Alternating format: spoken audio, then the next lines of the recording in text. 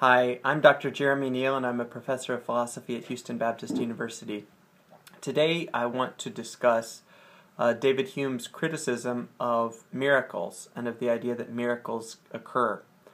So miracles, I take it, are central to the testimony of the Christian religion, of which I am an adherent, and also central to the claims of many other supernatural worldviews. But Hume is skeptical about miracles, and in the Inquiry Concerning Human Understanding, he famously launches several different criticisms of them. So, for instance, Hume thinks that miracles, he defines miracles as violations of the laws of nature, and he thinks that being violations of the laws of nature, they always go against the probabilities of any given situation. So if you define laws of nature as highly probable events, and that's the way Hume conceives of them, they are events that have occurred many hundreds, thousands, even millions of times before. For instance, gravity as a law of nature has millions of times before, when I say have let go of the pencil in my hand, it has caused that pencil to drop to the floor. Okay, that's an example of a law of nature.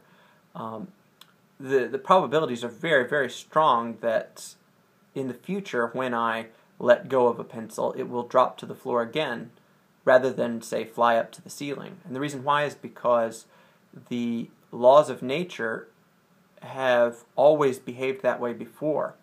Now, a miracle being a violation of the laws of nature, Hume thinks is always a highly improbable event. It's always very unlikely to occur, since the balance of probability is grossly in favor of the laws of nature. Okay, that's Hume's first critique of miracles. Famously in the 20th century, the Christian apologist C.S. Lewis argued against Hume that doesn't necessarily undermine the claims of miracles. That just kind of defines what a miracle is. Yeah, a miracle is a very improbable event. And yeah, the balance of probability is against a miracle's occurring, but that's precisely why it's a miracle. That's why we call it a miracle. So Lewis was not nearly as confident as Hume was that Hume had succeeded in refuting the possibility of miracles.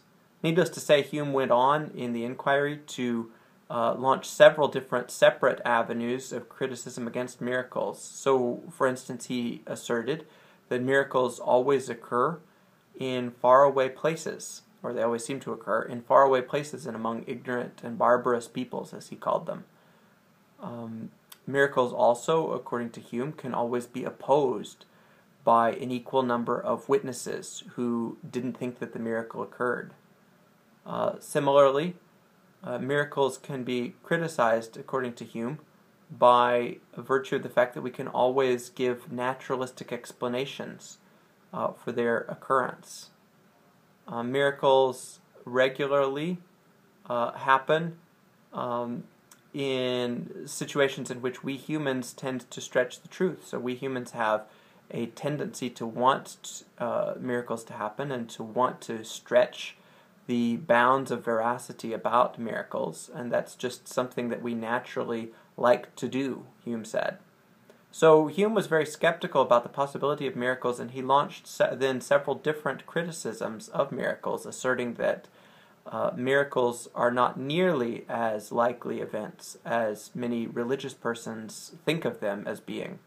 And in this sense, he did, I think, religious persons a very helpful service in introducing a healthy dose of skepticism into religious thinking.